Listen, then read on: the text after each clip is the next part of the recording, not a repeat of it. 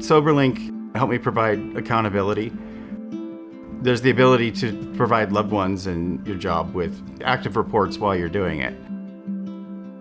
With my legal troubles, I was on the verge of losing my job, and I was actually talking to HR about the whole scenario, and they were getting the termination ready for me, and I told them, well, I'm voluntarily putting myself on this device, and kind of their first reaction was, oh, what is it? Is it a breathalyzer? What are you doing here?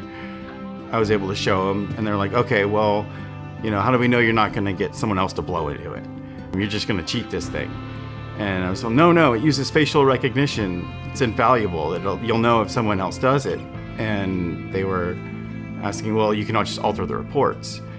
I was able to tell them, no, the reports come directly from Soberlink. There's no third-party interaction there. You'll get them directly to your email as I do them. I actually just had an annual review, and this came up, and they honestly told me that this device saved your job. It really put our minds at ease, and they told me that they were glad that they stuck with it, and they feel they made the right choice. Soberlink's mission statement is to improve lives, and I agree with that because I'm living proof it's improved mine.